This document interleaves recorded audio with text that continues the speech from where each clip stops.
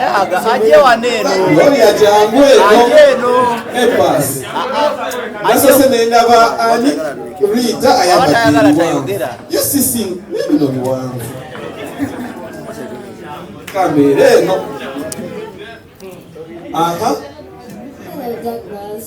Hi A-Plus. How are you? I'm happy to be here to support you. You're such an amazing person, you're a legend. All the best on your concerts. We love you. Thank you.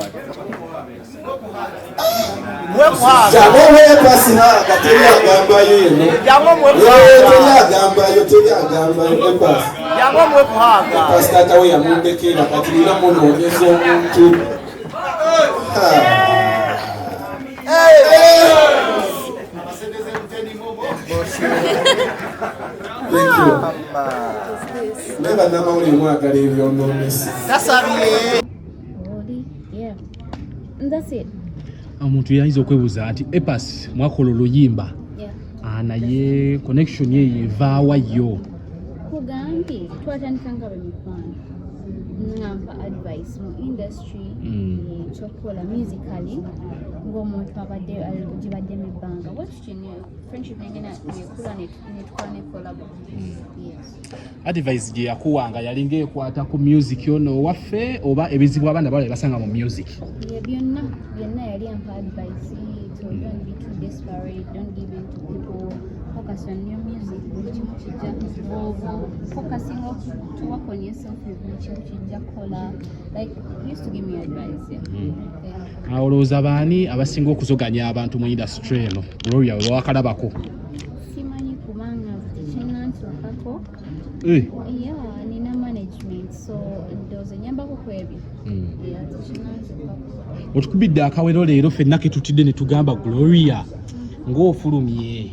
Akawero ke kuba kayita too hot to handle. Too hot to handle. Designed by Sean Styles Fashion. Tuweka 360 kubanga too hot to handle. Ebisajja tebikukwate Gloria. Wali watugamba toyambala mpale naye nze mu ndaba yange ate njirabamu ne tugamba Gloria tolidde ebigambo byo. Mwaka mpya okyusamuko. Twakulaba ng'olese mama ku social media. Ne tugamba Gloria tyakoze akitegeera bulungi kubanga eno abaana basala omugambo. Nze lifestyle gyendimu yeeyo eri public. So either way tusobola kweka family. I'm proud of my family, why not? And they're proud of me and they support my music. So one kwese when I call a concert ira mujamula babimu, so I don't see reason kuba kweka abakuvuma n'abakubuulinga mami abahandolinga ati tebimulya tebina kyebimugamba nange tebina kyebingamba, so we good. Hey Gloria, we good. Naye wategedde konti ennaku zino eno batandise oyigganya abayimbi twaludi ne bita dance nga bagamba ayambala bubi agasajja nga Gabitex we ganalaba ku video yeno. I don't know. We banaakulaba sebo Sean omuyimbi gw'omwambaza naye olowooza by'omwambaza Gabitex tebabajjonkere n'ekirala okusinza nga Gloria w'omulaba ali different from Gloria gwe mumanyi nti Gloria oli ayitiriza nnyo okwambala mini, but sometimes you have to olina okwambala according to where you go. Nti kasaazi zino Gloria omulaba ayambala olugoye luwanvu oyinza ogamba agenda ku church, naye bwe twategedde nti Gloria ajja ku Serena yadde alina okwambala olugoye oluwanvu because ku Serena waliwo abantu abakulu, so you have to respect the elder, notayambala ngoye nnyimpi. Kyova nasazeewo kubanga ayambala oluwanvu naye nga lutangaala. Terutangaala, just gola terutangaala. Muno mulimu akagoye kalinga mubiri gwe wabula si terutangaala. Gloria, yes. Omwami ono ebigambo byayogera bituufu? Olugoye otukubidde oluwanvu. Yes. Naye ate akyuke kaleme kuba oli Gloria gumumanyi weebi okola kati obumpi wabuvuddeko waze muzina empanvu. Yes. That's why she's decent okusinza nti tuli mu Serena bantu abakulu babaawo, so respect. Neze wamanjagala okubuuza okikoze otya okubanga okuma kafigako?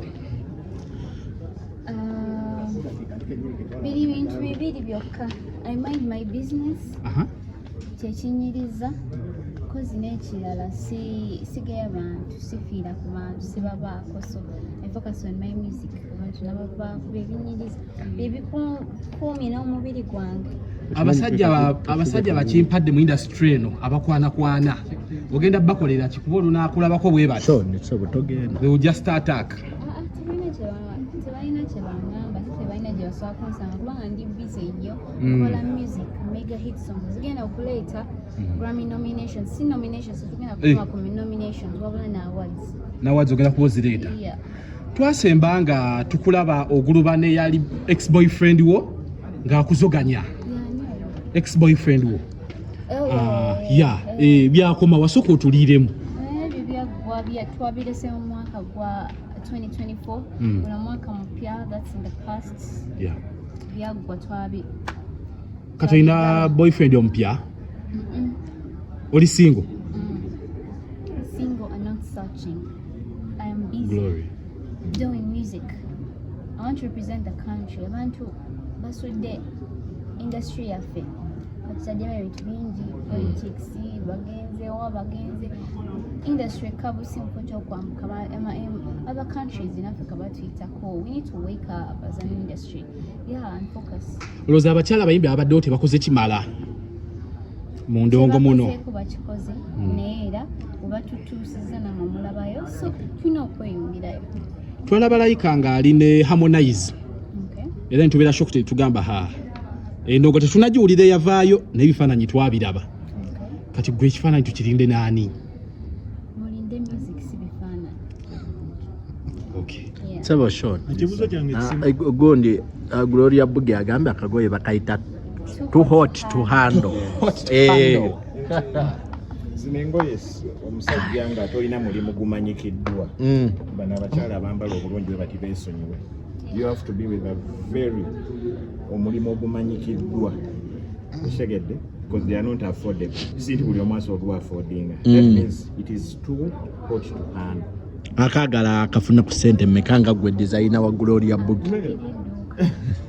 Gloria baatugamba ebbere bwerityo liri pazo mbigambo byagamba mulisonseka obuti bw'amannyo ebbere ne libeera nga liyimiridde mulisonseka obuti bw'amannyo liri pazo bwe yagamba go ngamba nze siraba bulungi nze buli kimu kiri ku nakyo nebaza mukama okontonda bwent yennyabo n'ekirala I'm too fine, I'm beautiful, and I know, and I'm grateful to God, and I will not hide it. I will show it off. So if you don't want to see it, don't buy that. I tell you, even have nyash. Ekibuzo ekisembayo omwaka oguwedde saidi ogukutambulidde gutya mu music nga gwe? Oguwedde, it was so successful. I had the biggest hit song in Uganda the whole year. Nyash, See Me. Finally with Victorious, it was successful. I was fully booked. 2025 is about to be 3 times better than that. Ati tulina Panama. Panama kyavudde wakyo? Panama is a country in South Asia, but it's a beautiful country. I decided to use the word in my song. Yes, but Panama is a beautiful love song. Oluyimba lwabagala nanga watugenda mu Valentine oluyimbirako baby wo.